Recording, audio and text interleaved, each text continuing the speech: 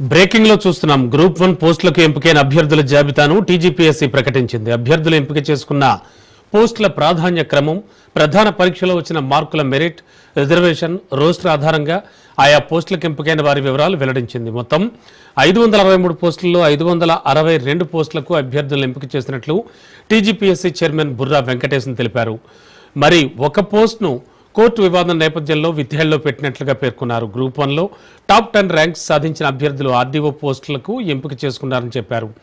Top 10 ర్యాంకులను వరుసగా లక్ష్మీదీపిక, దాడి వెంకటరమణ, వంశీకృష్ణారెడ్డి, జిన్నా తేజస్విని, కృతిక, హర్షవర్ధన్, అనూష, నిఖిత, భవ్య, శ్రీకృష్ణ సాయి సాధించారన్నారు.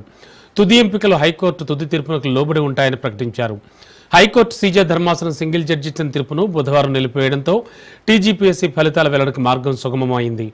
తీర్పు వెలువడినప్పటి నుంచి బుర్రా వెంకటేశ్వర ఆధ్వర్యంలోని బోర్డు సమావేశమై ఫలితాలు వెల్లడించాలని నిర్ణయం తీసుకుంది. అర్ధరాత్రి వరకు కసరత్తు చేసి తుది ఎంపిక జాబితాను ప్రకటించింది. ఎంపికైన అభ్యర్థుల్లో ఎవరైనా తప్పుడు సమాచారం ఇచ్చినట్లు వెల్లడైతే వారి నియామకాలు ఏ క్షణమైనా రద్దు చేయడంతో పాటు టీజీపీఎస్సీ నిబంధనల ప్రకారం చర్యలు తీసుకుంటామని కమిషన్ స్పష్టం చేసింది. తుది ఎంపికలో మల్టీజోన్ 1లో 258, మల్టీజోన్ 2లో 304 పోస్టులను అభ్యర్థులకు ఎంపిక చేసింది.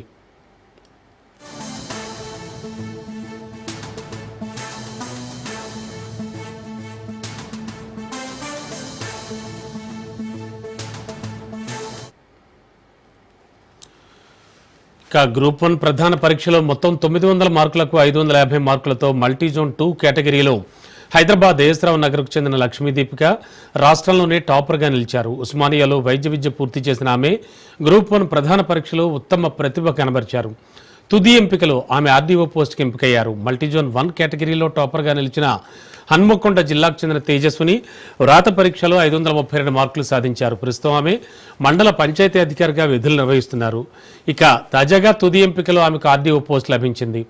అలాగే నల్గొండ జిల్లాకు చెందిన దాడి వెంకటరమణ 535.5 మార్కులతో రాష్ట్ర స్థాయి 2వ ర్యాంక్ సాధించి ఆర్డీఓ పోస్ట్ సాధించారు.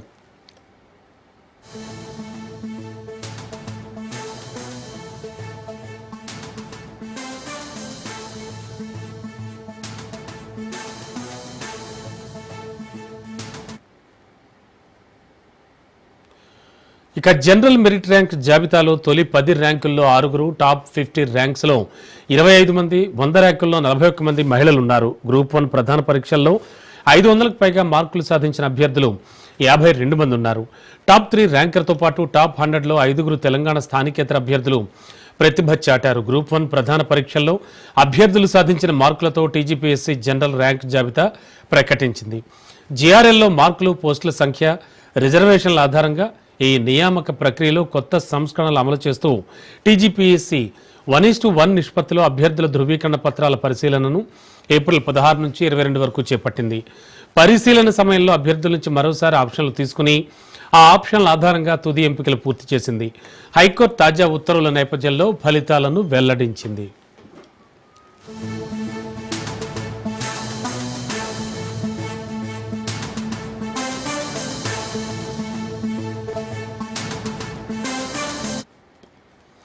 గ్రూప్ 1లో 563 పోస్టులకు టీజీపీఎస్సీ 2024 ఫిబ్రవరిలో నోటిఫికేషన్ జారీ చేసింది.